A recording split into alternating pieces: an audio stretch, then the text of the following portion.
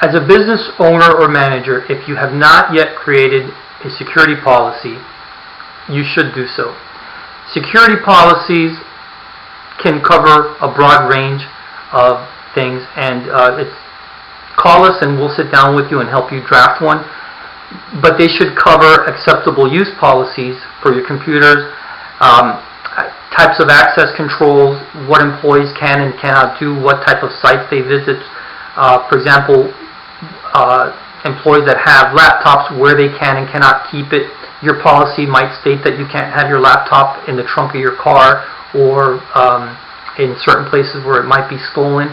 All companies have different types of security policies. You should at least have a baseline of security policies which cover basic things like passwords, BYOD, shadow IT, and a couple of other things that we'll discuss later on. And it's a good idea to have an employee sign these policies so that they understand what they can and cannot do. After all, you can't expect people to know something if you don't tell them.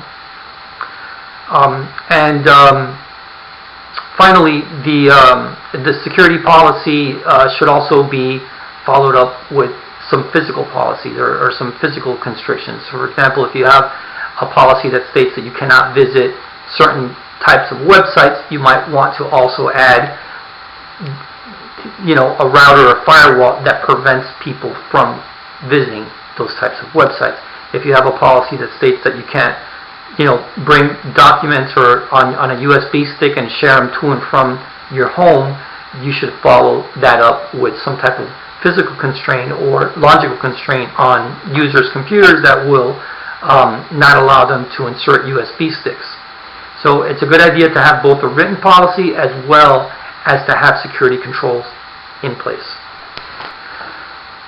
Now, a lot of people that I talk to, they have this magical view of the cloud. It's some type of je ne sais quoi, something that they don't understand. It is what it is.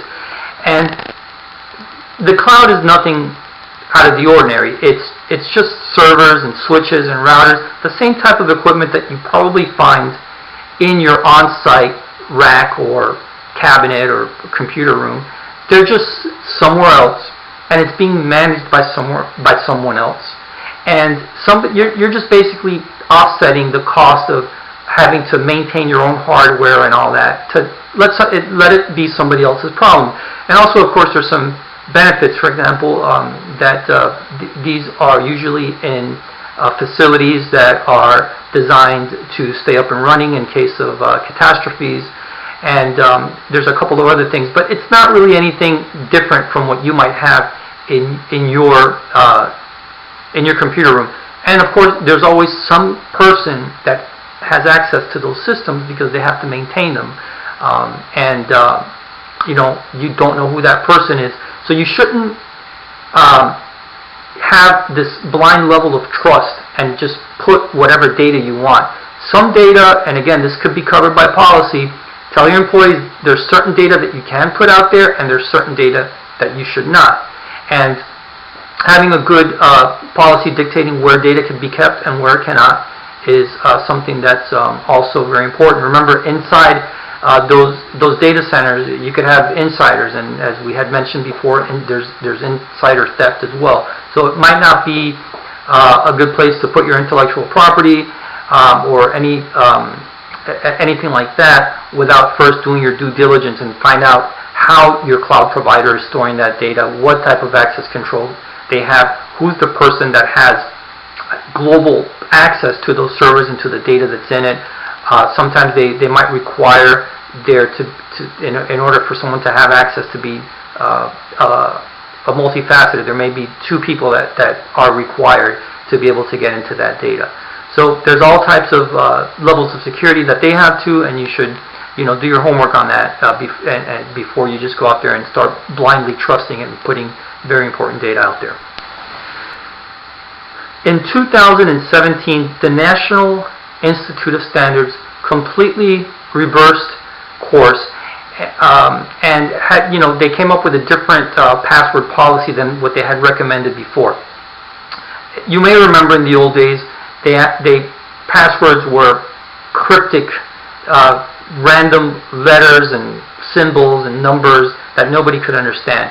Of course, being difficult to memorize something like that, the result would be that people would write them on sticky pads and put them under their keyboard or under their desk, or they'd write them down somewhere. And this actually created a big security problem. Okay, I've gone into places where I look under the keyboard and the password is written down in a sticky pad. So the National Institute of Standards came up with a solution, which is to have long passwords that are phrases, okay, and but something that you could remember and not have it changed frequently. And the reason for this is because those old cryptic passwords, by the time you get around to typing it enough that you would remember it, it would be time to change it. So a good example would be to have a password like chocolate equals my favorite ice cream.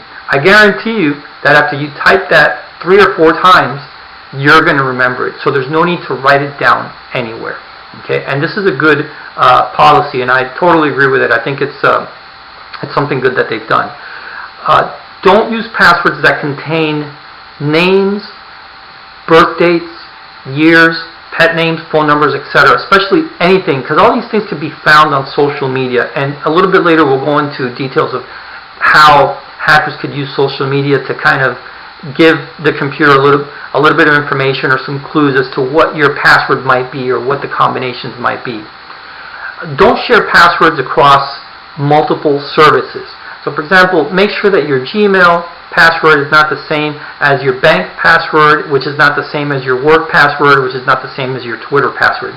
And if you think that using sequential passwords, for example, having a password like password 1000, password 1001, password 1002, to have something that's easily memorized for your different accounts, that's not very secure either. Okay, having those sequential numbers in the passwords for various accounts, that's something that a good hacker could spot, and they usually check to see if that is the case.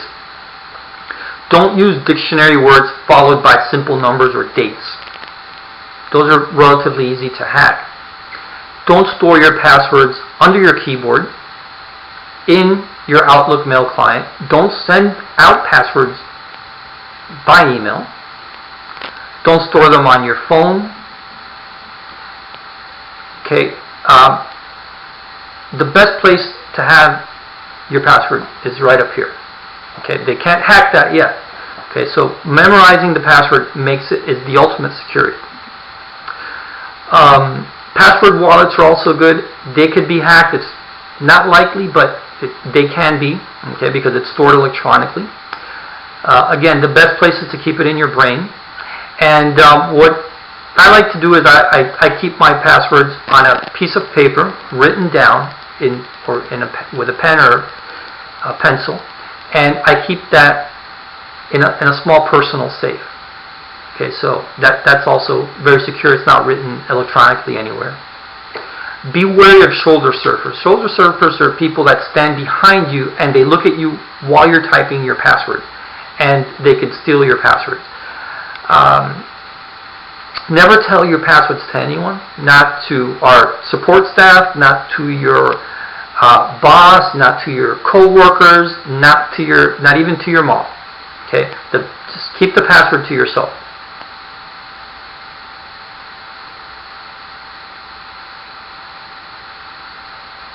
Don't use information that is easily available online as part of your password. Birth dates, names of family members, hobbies, other information that could be mined from the internet to know a little bit about you, that could be fed into a password cracking scheme to really reduce the amount of tries that a computer will have to guess your password. This website here, haveibeenpawned.com. You might want to go into that website and type in your email address, and it'll tell you if your information is somewhere in the dark web out there for sale, or if one of the sites that you belong to have been hacked. Some of the better known hacks have been LinkedIn, Yahoo, Adobe, or others. And so what happens is if somebody goes and hacks, for example, a web service, and they now know your email address and your password. this person that has this information about you could now start to think, well, maybe in addition to having this service, this person also may use this type of bank, or maybe they have a Gmail account, or maybe they have a Hotmail account. So they're going to try all these other things using your username and using your password. And that's why, as I had mentioned here before, you should not have the same passwords for multiple web services, such as Gmail, your bank credit cards, and things like that. Because if they hack one, then they start moving laterally and try to use the same username and password on your other services. If you go to haveibeenpawned.com, it'll tell you if your email address is in one of these services that have been known breaches. So for example, if you have a LinkedIn account and you use the word password, of course that's a bad idea, but I'm just using that as an example. But if you use the word password and somebody hacked LinkedIn and your name, your email address appears on the haveibeenpawned.com, that means that somebody knows your email address and the fact that you've used passwords. And they're going to use that for a variety of things. Again, they could move laterally across other services to see if you've reused the same password in other services. Or they could even send you, I've seen where they send out extortion emails, where they get this information and they send you an email stating that they've seen you on your computer or on your iPad doing something you shouldn't have been doing. They hack your computer and they can prove it because they know your password, and then they put your password, which they took from one of these hacked sites, and you look at that and you think, oh my God, this is true, that is my password, I used that password before. But it's really what they're doing is they're trying to trick you and then extort you by making you believe that they've hacked into you. So go to this site, haveibeenpawned.com, and if your email address appears in any of those, make sure that you change your password across any site that you see on that haveibeenpawned.com. Okay, so don't store passwords in the cloud. And this image here that you see is of a gentleman named David Barksdale. He was an engineer at Google who had privileged access into some systems, and he used his access to do a little bit of spying on people, check their phone record logs, and look at texts and other things. They were friends of his or people that he knew, but regardless, he was fired and he did breach security.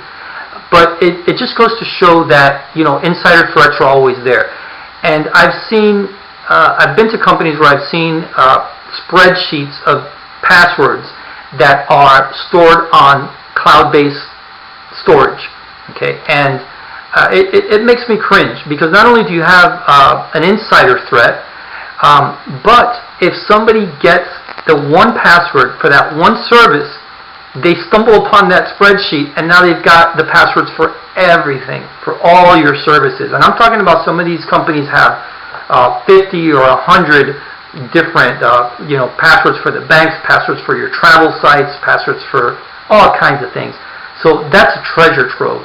And the reason that this one particular person that I tell you that it made me cringe, the reason that they kept it up there is because they wanted to share this file with 4 or 5 different executives in the company, and the executives wanted it because they traveled, and when they traveled, they might stay at a hotel, they might go to a kiosk, they might go somewhere. So they were accessing this account using computers and devices and connections that may or may not have been secure. So if somebody were to intercept them logging into there, or have shoulder surfed them, or have used a keystroke logger to get that password, they would have just hit a gold mine, because there would have been that spreadsheet with all the other passwords in there. So please do not store your passwords on cloud drives like Google, SkyDrive, Dropbox, etc. Don't store them on online applications, Google Docs, online spreadsheets. Okay. Again, best place to keep your passwords is in your brain, or write them down on a piece of paper and keep them locked up in a safe. Or use a password wallet if possible. Also, you should not send passwords using email. Email, remember, your email synchronizes with your phone. It synchronizes with your Outlook on your computer. So these passwords usually will stay there. People hit delete, but then it goes into your deleted folder and that email could stay there. So if somebody gets into your email, they might scour through there looking for passwords of other services. And so again, keeping it, keeping your password somewhere digital other than in a password wallet is not a good idea. I'm often asked if password managers are safe. They are safer than most ways that people I see store their passwords currently, but they're not infallible. Here you could see where there was an example that happened a few years back where the Google Password Manager, which stored passwords, anybody that came into your computer could go to this, plug this into the URL right here, okay, and it would reveal in plain text the passwords that you had saved in your Google Chrome. So, they found out about it, they fixed it, but again, anytime that you store something digitally, it can get hacked. There could be an exploit, there could be somebody that figures out a way to get to it. So the best place to keep it, of course, as I mentioned, is to memorize them. And of course, there's too many passwords nowadays to have memorized. So keeping them in a safe or keeping them under lock and key, written down on a piece of paper, to me it's a lot better than storing them digitally. Hopefully in the future, somebody is going to come up with a method. There's already a lot of work being done on that, and we know that it's difficult to have all these passwords for all these services and have to memorize everything. So hopefully in the future this will be a problem. Even if you have a strong password on your computer, it's important to keep your physical computer secure also. Even with a strong password, somebody that gets a hold of your laptop could easily remove the hard drive and take the data out of it. They're not going to need your password. Or somebody who has access to your computer is able to boot up from another operating system and run password cracking software, such as the ones shown in this slide.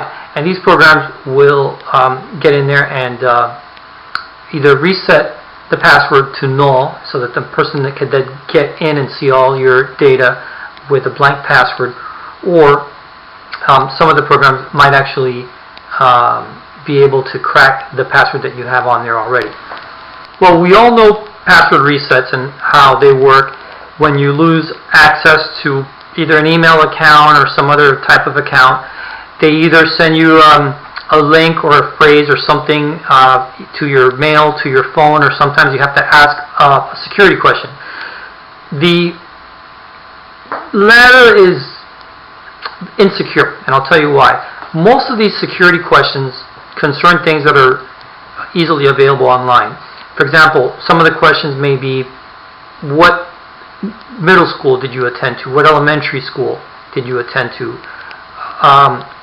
What's the name of your favorite pet? And people post this kind of information on social media. Just going through somebody's Facebook postings or doing a little bit of online research will yield a wealth of information. And as you can see here in this slide, a particular person named Richard Bauer would ask his co-workers questions during conversations, maybe questions like, hey, so what's the name of your dog? And then he would use these things to hack into his co-workers' accounts. And again, it's not really a good idea. So if you are forced to use security questions that make you answer questions like, what's the name of your dog, or what school did you go to, I wouldn't use the real thing, because that stuff could be easily discovered. And even gotten out of you through social engineering questions, like what this person did. Another thing that you should never do is send the passwords over email. Aside from the fact that passwords are unencrypted, they're sent out in plain text. These emails, even when you hit delete, they stay in your deleted items box. They could stay there for years and years and years. If I were to hack someone's email account, the first thing that I would do is go through the items looking for passwords of other accounts, because then that in itself is going to yield access to a bunch of other accounts that I didn't have access to before, and then it could be a snowball effect. So you have to make sure that you do not send emails via, that you do not send passwords via email. Okay, this next part is going to get just a little bit technical, but the reason that I want to explain it is because I tell people a lot, don't use your kids' names, birth dates, things like that in your passwords. And then they tell me, well, I have a mix of them, and nobody's going to figure it out because it's so complicated. Even if they know my kid's birthday or my kid's name, they're never going to figure out the combination.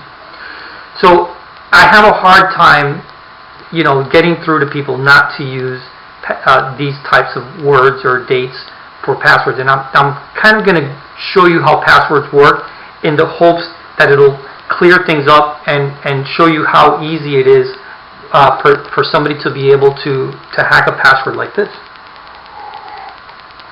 Okay, so first of all, when a computer creates a password, right, the person enters a password, let's say the word hello. The computer goes through something called the hash function, and then it creates this mumbo jumbo here called the ciphertext, which is indiscernible. And this works through mathematical computation similar to this. The computer can easily take the word hello and in a single process come up with this, right? With the mumbo jumbo. But it can't do it reverse. It can't really get this and easily reverse it to come up with the word hello. It can, but it would take way long, sometimes years. Okay, so imagine that the word hello is my password, which is 100, right? And this hash function is what is 10 times 10. So that's how I got to 100. So if I tell you what is 10 times 10, if I tell you this password, you could easily compute it, that's the hash function, and come up with 100. So you know the password, computer lets you in. But if somebody tells you 100, well, you may not get it. You're probably not going to get it on your first try, because 100 could be 10 times 10, it could be 25 times 4, it could be 50 times 2. So the computer has to, and this is a very simple example, when we're talking in real life, we're talking about huge numbers. So then the computer has to go through all the possibilities, okay? And that's what makes it very difficult for the computer and to take this and convert it back to that. The computer has to guess that when you tell him 100, it's going to say, what is 10 times 10? Okay? Now, what if I told you what is 100, but I also give you a clue. I tell you, hey, you know what? Miguel really likes the number 10. All of a sudden, you're going to say, why am I going to try 25 times 4? Why am I going to try 100 times 1? Why am I going to try, let me try 10 times 10. So you're giving the computer these clues, and that's the same thing that you're doing when you're putting in these words. People go to, somebody who's trying to hack will use a program like the one outlined here. They go to social media, they'll find some information about you, they'll input it as known variables. In this case, for example, my password, which is not real in life, but it would be bronson.fiona.1907. And if the hacker enters Bronson, Fiona, Lisa, Maria, which are family members, Snoopy, Spike, the names of some of my pets, my zip codes, all these variables, the program is set up that the computer could start to try combinations of these and use different characters along with them. So you have really reduced the amount of work that the computer has to do greatly. And the more information you're able to get in, the less work that the computer has to do, and the more quickly it can crack your password. Now, what happens is a lot of times when you read in the news that some big company got hacked and they tell you, well, the passwords weren't stolen, what was stolen was the ciphertext. What happens is, what was stolen was this. Okay? And somebody who's got this on their computer can now start to use a program like this and some information, if they know about you, okay, to try to get this, okay, to reverse engineer it and to get that out of it. So you don't want to give them any more information about you than what is necessary. So if you've seen the movie about Alan Turing, he's one of the founding fathers of modern computing. If you're a techie, I'm sure you've studied, about him in school. but in the movie, he creates the, he's trying to crack the German Enigma machine, right, which is basically cryptography. And the machine that he built, which is a computational device, is just working and working, and it can't crack the code. It can't crack the code. Eventually, what happens is the German person that was sending a telegram, they figured out that he had a pattern that he would send out something called "Good morning," "How's the weather," something like that. That was the same thing every day. So that is a clue. So once they got that and they input that clue, it made it all the more easy for the computational machine to be able to crack the code, because now it had these hints, okay, that it could start from. It didn't start from nothing. It actually started from something. So it's similar to what we're talking about here. So aside from your password, there are also some important things to take into consideration for your desktop. Whenever you get up and leave your desk, it's imperative that you log off your computer. And even if it's just you're going somewhere quickly to the coffee machine, if it's something that's out of sight, you're going to be gone for more than 30 seconds, you may want to log off, because somebody can actually come into your computer, send out an email or do something, and if they do something that they shouldn't have done, or send out an email that they shouldn't have sent, guess who's going to get the blame for it? You, because it was done under your account. The second thing, do not store passwords on sticky notes, Outlooks, notepads. I know I've mentioned that in some of the prior slides, but it's just something that I just can't say enough times. If you are creating folders on the network and you need to store important information that has to be secured, call our help desk, have them create the network folders, and have them apply permissions to the group of people that only should have access. I've seen many times where users have access to create folders under certain folders. They create a folder and they think that because they create it, that only they have access to it. Wherever you create that folder, it's going to take the permissions of what's called the parent folder. And if you create a folder in something called public or something called warehouse or whatever, and inside there you create a folder called Social Security, the computer can't guess that you're going to put Social Security numbers and that it should not allow anybody to have access. You need to call our help desk. You need to tell us, hey, I'm creating this folder in such and such location. Please lock it down for me. If you receive an alert from your antivirus, an alert like saying your antivirus is not working, you need to update or something, don't click on it. Just please hang up. Just please call the help desk. When our help desk calls you, especially for something important like this, please make some time and take their call. Computer alerts sometimes pop up, and sometimes they're real alerts, but sometimes they're fake.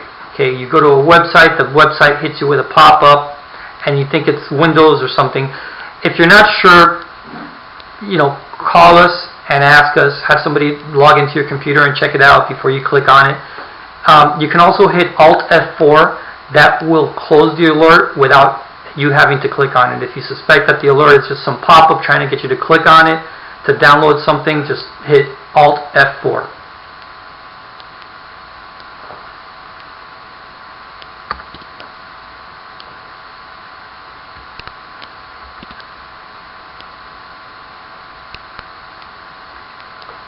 Another thing that's very important to secure is your physical computer and your office store.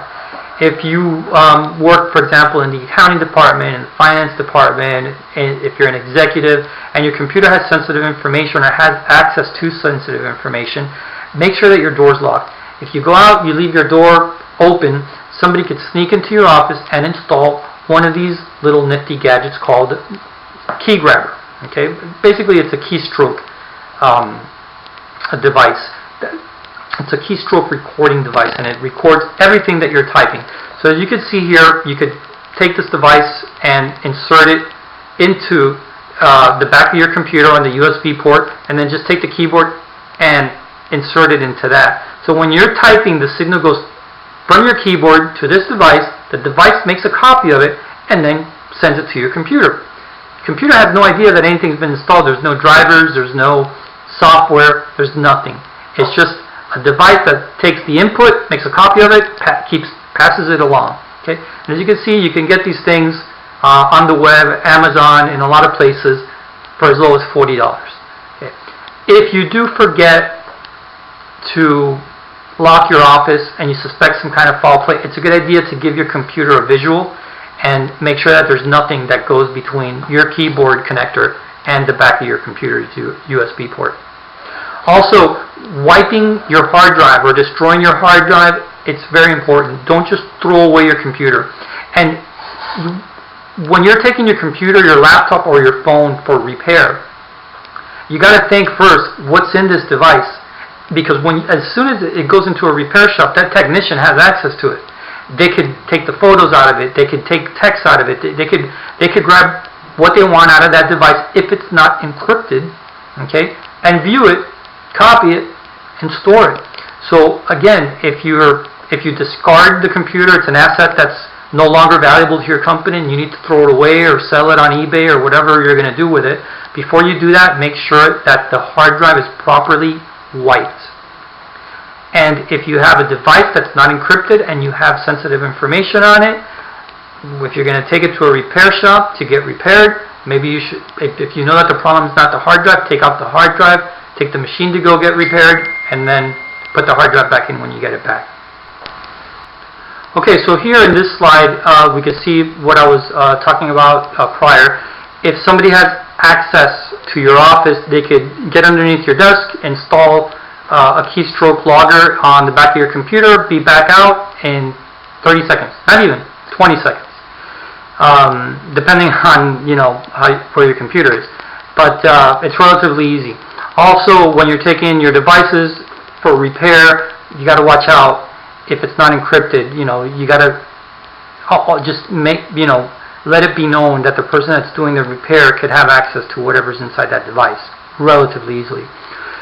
In this diagram here in the middle is a laptop drive. You take the drive out of the laptop relatively easily.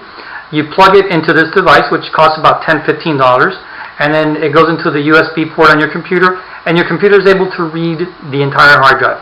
And it doesn't matter if you've secured this with a password or what have you. It's trivial to get into it. Okay. The only way that the data on this drive would be secured right now is if it was encrypted. If it's not encrypted, consider that somebody that you take this to that has physical access to it can get into it very easily.